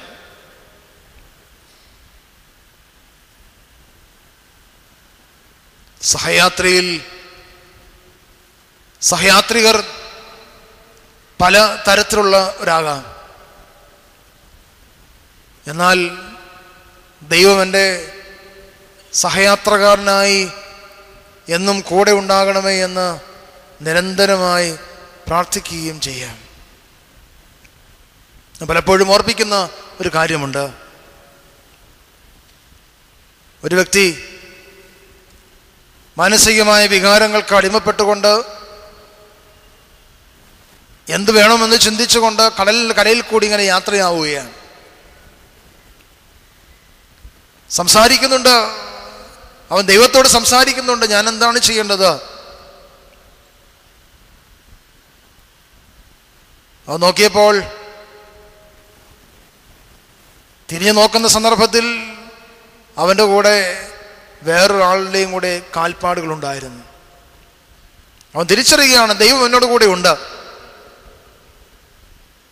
ദൈവം എന്നോട് കൂടെ ഉണ്ടെന്ന് തിരിച്ചറിയുകയാണ്. എന്നാൽ കുറച്ചുകൂടി മാനസികമായ പിരിമുറുക്കങ്ങൾ ഏറിയതായ ഒരു സന്ദർഭത്തിൽ വന്നപ്പോൾ, പ്രതിസന്ധി വന്നപ്പോൾ, പ്രതികൂലതകൾ വന്നപ്പോൾ പുറകോട്ട് നോക്കി കൂടെയുള്ള ആളിനെ കാണുന്നില്ല. കൂടെയുള്ള ആളിനെ കാണാനോ അവൻ്റെ സാന്നിധ്യം മനസ്സിലാക്കുവാനോ അവന് കഴിയുന്നില്ല. അപ്പോൾ ദൈവം തമ്പുരാൻ അവനോട് പറയുകയാണ്, കുഞ്ഞെ, നിന്റെ സംഘർഷമായ അവസ്ഥയിൽ, നിന്റെ ബലഹീനമായ അവസ്ഥയിൽ, നിന്റെ പ്രയാസഘട്ടത്തിൽ നിന്നെ എൻ്റെ ഉള്ളംകരങ്ങളിൽ വഹിച്ചിരിക്കുകയാണ്. അതുകൊണ്ടാണ് നീ നോക്കിയപ്പോൾ ഒരാളുടെ കാൽപാദം മാത്രമേ കാണുന്നുള്ളൂ കണ്ടത്. എൻ്റെ കാൽപാദമാണ് നീ കണ്ടത്. നിന്നെ ഞാൻ എൻ്റെ ഉള്ളംകരങ്ങളിൽ വഹിച്ചിരുന്നത് കൊണ്ട് നിന്റെ കാൽപാദമല്ല, എൻ്റെ കാൽപാദമാണ് നിനക്ക് കാണുവാൻ കഴിഞ്ഞത്. പ്രിയമുള്ളവരെ, ദൈവം വലിയവനാണ്, ദൈവം വലിയവനാണ്. അതുകൊണ്ട് വലിയവനായ ദൈവത്തിൻ്റെ ആ പ്രത്യേകത ഉൾക്കൊണ്ടുകൊണ്ട് ജോസഫിനെ പോലെ വിവേകമുള്ളവരായി ജീവിക്കുവാൻ നമുക്ക് സാധിക്കേണ്ടത് അത്യാവശ്യമായ കാര്യമാണ്. മത്തായിയുടെ സുവിശേഷം 28-ാം അധ്യായം 20-ാം വാക്യത്തിൽ പറയുന്നുണ്ട്, എല്ലാ കാലവും കൂടെയുണ്ട്, ഞാൻ നിന്നോട് കൂടെ ഉണ്ട്.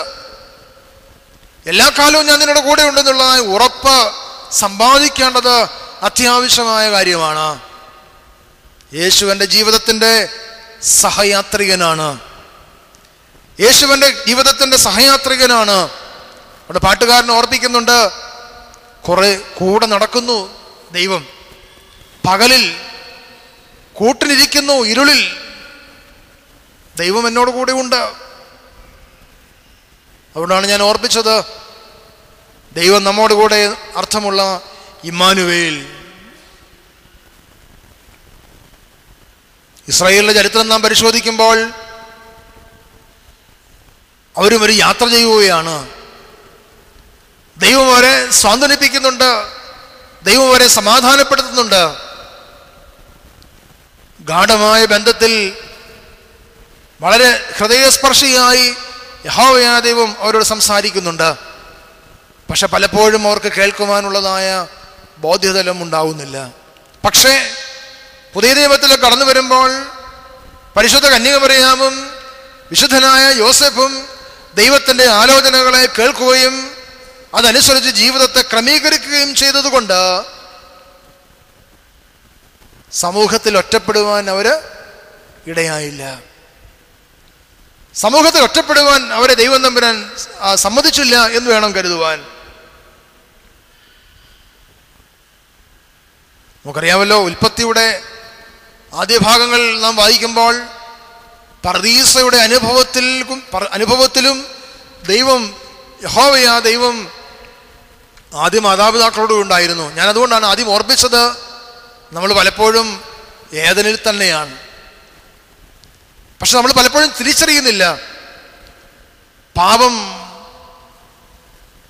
നമ്മുടെ ജീവിതത്തിൻ്റെ വാതിൽക്കൽ കിടക്കുന്ന ഒന്നാമത്തെ സംഗതിയാണ്, മരണം രണ്ടാമത്തെ സംഗതിയാണ്. പാപവും മരണവും ജീവിതത്തിൻ്റെ വക്കിൽ കിടക്കുമ്പോൾ വിവേകത്തോടുകൂടി ദൈവകൃപയെ ആശ്ലേഷിക്കുവാൻ നമുക്ക് സാധിക്കേണ്ടത് അത്യാവശ്യമായ കാര്യമാണ്. പഴയ നിയമം വായിക്കുന്ന സന്ദർഭത്തിൽ അബ്രഹാം പിതാവ് ദൈവത്തിനോട് വിശ്വസ്തനായിരുന്നു. മോശ കുറെ കൂടി സൗഹൃദമായ ജീവിതത്തിന് ആഴം കൂട്ടിയവനായിരുന്നു. അബ്രഹാമും മോശയും പ്രവാചകന്മാരുമെല്ലാം അപ്രകാരം തന്നെയുള്ളവരാണ്. എന്നാൽ ഈ ജോസഫും കന്യകമറിയാമും ജീവിതത്തിന് ആഴം കൂട്ടിയെങ്കിൽ തന്നെയും ആരുടെ പിതാവ് എന്ന നിലയിൽ, ആരുടെ അമ്മ നിലയിൽ വളരെ ശ്രദ്ധേയനായി മാറുകയാണ്. യേശുവിൻ്റെ വളർത്ത പിതാവ്, യേശുവിൻ്റെ അമ്മ കന്യകമറിയാമും വിശുദ്ധനായ യോസഫും ദൈവസന്നിധിയിൽ ഏറ്റവും ശ്രദ്ധേയമായി ജീവിച്ചു എന്ന് വേണം നമുക്ക് കരുതുവാൻ. അതുകൊണ്ട് ഈ ഭാഗം വീണ്ടും നമ്മെ ഓർപ്പിക്കുന്നത് ദൈവം മനുഷ്യന്റെ കാര്യത്തിൽ എത്രമാത്രം ശ്രദ്ധാലുവാണ്. നമ്മുടെ കാര്യത്തിൽ ദൈവം എത്രമാത്രം ശ്രദ്ധാലുവാണ്. എത്രമാത്രമല്ല, ഏറ്റവും ശ്രദ്ധാലുവായി ദൈവം നമ്മുടെ കൂടെയുണ്ട്. ഏറ്റവും ശ്രദ്ധേയനായി ദൈവം നമ്മുടെ കൂടെയുണ്ട്. ഞാൻ പറഞ്ഞല്ലോ, അബ്രഹാമും മോശയും പ്രവാചകന്മാരും ഒക്കെ പഴയ നിയമ കാലഘട്ടത്തിൽ ഉണ്ടായിരുന്നതിനേക്കാൾ ഉപരിയായി മോശയോട് ദൈവം തമ്പുരാൻ സംസാരിച്ചു, അബ്രഹാമിനോട് ദൈവം തമ്പുരാൻ സംസാരിച്ചു, എല്ലാം ചെയ്തു. എന്നാൽ പുതിയ നിയമത്തിൽ കടന്നു വരുമ്പോൾ നമുക്ക് കാണുവാൻ കഴിയുന്നത് ദൈവം ഏറ്റവും അടുത്താണ് ഇരിക്കുന്നത്. പലപ്പോഴും നമ്മുടെ കണ്ണുകൾക്ക് കാണുവാൻ കഴിയുന്നില്ല. ദൈവത്തിൻ്റെ ശബ്ദം കേൾക്കുവാൻ നമുക്ക് കഴിയുന്നില്ല. എൻ്റെ കൂടെ ദൈവമുണ്ട്. എൻ്റെ പ്രാർത്ഥനകളെ അവൻ കേൾക്കുന്നു. എൻ്റെ യാചനകൾക്ക് അവൻ മറുപടി നൽകുന്നുണ്ട്. പക്ഷേ എൻ്റെ കാതുകൾ എപ്പോഴും എന്തിരിക്കുക? അടഞ്ഞിരിക്കുകയാണ്. എൻ്റെ കാതുകൾ അടഞ്ഞിരിക്കുകയാണ്. അതുകൊണ്ട് നമ്മൾ വ്യക്തമായി ഓർക്കുക, ദൈവം മനുഷ്യന്റെ കാര്യത്തിൽ എത്രമാത്രം ശ്രദ്ധാലുവാണ്. 3 കാര്യങ്ങളാണ് ഓർപ്പിച്ചത്. 1, ജോസഫ് അവൻ നീതിമാനാണ്. 2, ജോസഫ് വിവേകമുള്ളവനായിരുന്നു. 3, ജോസഫ് ദൈവത്തോട് സംസാരിച്ചവനായിരുന്നു. നമ്മുടെ ജീവിതത്തിൽ വിവേകത്തോടെ, കൂർമ്മബുദ്ധിയോടെ ദൈവസാന്നിധ്യത്തെ തിരിച്ചറിഞ്ഞുകൊണ്ട് ദൈവത്തിന് അനുരൂപമായി ജീവിക്കുവാൻ ദൈവത്തിൻ്റെ പരിശുദ്ധാത്മാവ് നമ്മെ സഹായിക്കട്ടെ എന്ന് പ്രത്യേകമായിട്ട് പ്രാർത്ഥിക്കുന്നു. ഭൂമിയുടെ ഉപ്പായി തീരുവാൻ നമ്മുടെ ജീവിതം ഇടയാക്കട്ടെ എന്ന് പ്രത്യേകമായിട്ട് പ്രാർത്ഥിക്കുന്നു. ദൈവം അനുഗ്രഹിക്കട്ടെ. ഒരു നിമിഷം നമ്മുടെ തലകളെ വണക്കാം.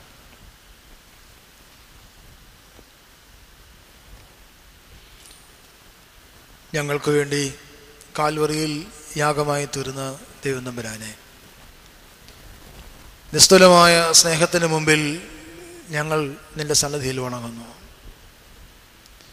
നിന്റെ സ്നേഹമാണ് ഞങ്ങളെ നീ കൂട്ടിവരുത്തിയിരിക്കുന്നത്. യോസഫിനെ പോലെ വിവേകമുള്ളവനായി, പരിശുദ്ധ കന്യമറിയവനെ പോലെ താഴ്മയുള്ളവളായി ദൈവമേ നിന്റെ സന്നിധിയിൽ ജീവിക്കുവാൻ, ആലോചന കേൾക്കുവാൻ, ആലോചന ചോദിക്കുവാൻ നീ ഞങ്ങളെ സഹായിക്കണമേ. ദൈവമേ, ഞങ്ങൾ നിന്നതല്ല, ഞങ്ങളെ നിർത്തിയതാണ്, ഞങ്ങളെ നീ കൊണ്ടുവന്നതാണ്. ഈ ലോകത്തിൽ ഞങ്ങൾ ആയിരിക്കുന്നത് ഫലം കായ്ക്കുന്നതിന് വേണ്ടിയാണ്. മാനസാന്തരത്തിൻ്റെ അനുഭവം ഞങ്ങൾക്ക് തരണമേ. വിവേകത്തോടെ പ്രവർത്തിക്കുവാൻ, ചിന്തിക്കുവാൻ, അന്തരംഗത്തിൽ കുത്തുകൊണ്ടവരായിരിക്കുവാൻ, ശൂന്യതാബോധത്തോടു കൂടി ദൈവസന്നിധിയിൽ നിന്ന് അനുഗ്രഹങ്ങളെ സ്വീകരിക്കുവാൻ അവിടുന്ന് ഞങ്ങളെ സഹായിക്കണമേ. ദൈവമേ, നീ ഞങ്ങളോട് കൂടെ ഇരിക്കണമേ. നീ ഞങ്ങളുടെ ഹൃദയത്തിലുണ്ടാകണമേ. നീ ഞങ്ങളുടെ ഹൃദയത്തിൽ നിന്നും വാഴുമാറാകണമേ. ഭാരങ്ങളും പ്രയാസങ്ങളും കലക്കങ്ങളും ഉള്ളതായ ജീവിതപ്പുഴ ദൈവമേ നിന്റെ സന്നിധിയിൽ ഒഴുകിയെത്തി ആനന്ദം കണ്ടെത്തുവാൻ ഞങ്ങളെ അവിടുന്ന് സഹായിക്കണമേ. അവിടുന്ന് ഞങ്ങളെ ഓരോ ദിവസവും പ്രാപ്തി നൽകി അനുഗ്രഹിക്കണമേ. നിന്റെ തേജസ്സിനെ കാണുവാൻ, നിന്നെ ശുശ്രൂഷിക്കുവാൻ, നിന്നെ നൊന്ത് പ്രസവിക്കുവാൻ ബലഹീനരായ ഞങ്ങളെ അവിടുന്ന് സഹായിക്കണമേ. ഞങ്ങളുടെ കൂടി വരെ അനുഗ്രഹത്തിൻ്റെ കാരണമായി തീർന്ന് പറയുവാൻ ദൈവമേ സഹായിക്കണമേ. ഞങ്ങൾ നിന്നെയും നിന്റെ പിതാവിനെയും നിന്റെ പരിശുദ്ധാത്മാവിനെയും അടക്കം കൂടാതെ മഹത്വപ്പെടുത്തുവാനായിട്ട് തന്നെ ഈ അവസരം തന്ന് എല്ലാവരും ഉള്ള നന്ദി പ്രത്യേകമായിട്ട് അറിയിക്കുകയും ചെയ്യും.